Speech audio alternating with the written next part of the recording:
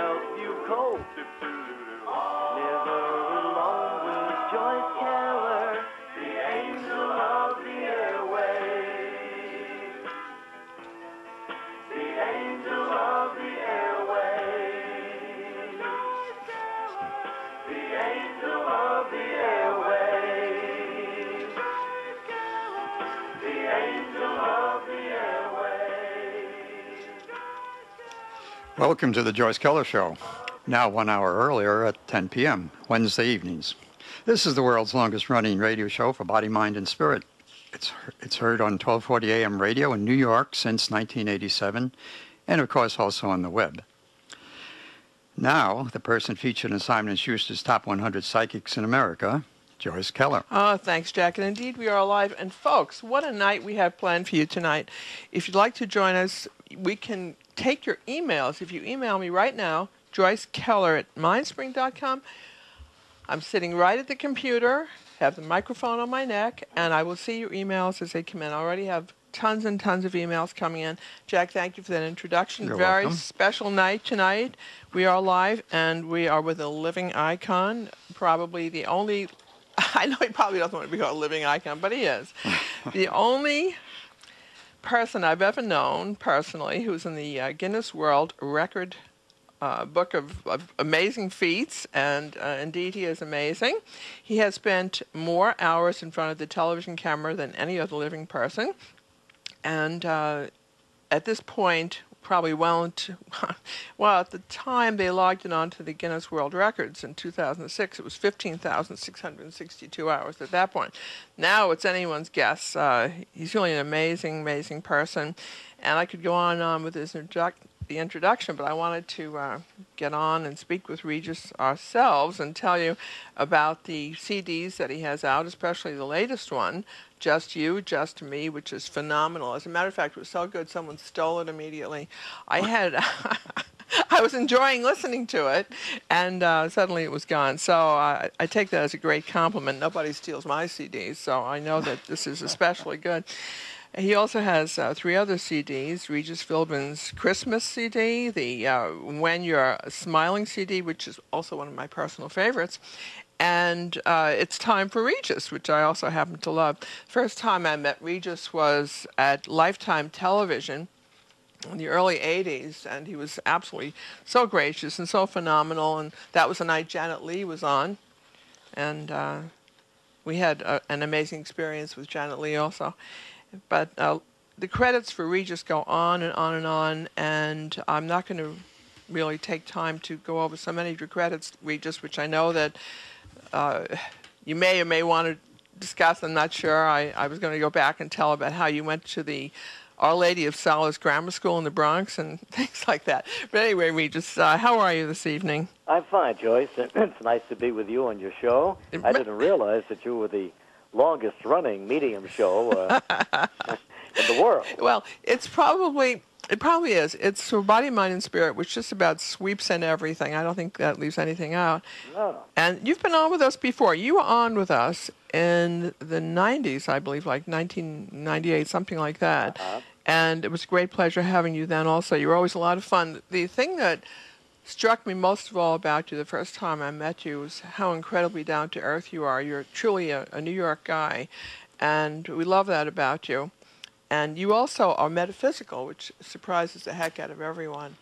You're a very open-minded, broad-minded person, which is great because when you have the intelligence and the educational background that you have, usually people become very smug and very smart-alecky, and they say, no, I don't believe in anything like ESP or anything like that. They develop an attitude. But you are not above going out on a limb and even telling about the time that you had a tea leaf reading, I believe. Is that correct? And that kind of changed your career and sent you out to the West Coast? Well, I've kind of always believed in those things, and in my time, I mean, I went on a little search for a ghost in a old house in San Diego, California. Really? The Whaley House. Spent a night there, and happened to see a vision of something that was. I had all the lights out, And I was with a friend of mine, a Marine major who was a very tough guy and who thought this was all nonsense. But we were sitting on the couch in the living room where we could see through the archway leading into the dining room. And all of a sudden, around 2:30 in the morning, I saw this sort of an apparition, sort of a white vision. And I was afraid to say to him, "Look, do you see what I see?" But all of a sudden, he's on the floor, and he's a Marine, and he's crawling through the floor and is going to attack the vision. So I knew he had seen what I saw. Yes, And, yes. But I did a very stupid thing. What? I got so carried away, so excited because I was actually seeing something that could be a ghost. And I flipped on the flashlight, and there was nothing on the wall except a picture of Anna Whaley, the lady who presided in the house during all of those years. And, you know, I mean, I told that story a dozen times on various shows over the years, but it never fails to, you know, interest people. And I actually believe the house was haunted. And the sounds that came, and how many times the San Diego cops came to the house in the dead of night because somebody was trying to get out, not in. That's amazing. I didn't know about that Whaley house. Oh, I never told you that one, huh? Yeah, well. No, I can't believe you didn't tell us. Well, you know, you did the show so many years in the early times, and I should have told you that because I knew you would find it interesting. I was impressed with your tea leaf reading. Remember What reading? The tea. Remember you went into a tea sure. room. Well, you know, you're us about absolutely that. right. I was a page at NBC, and I had a job offer to become a stagehand at a television station in Los Angeles, and I was.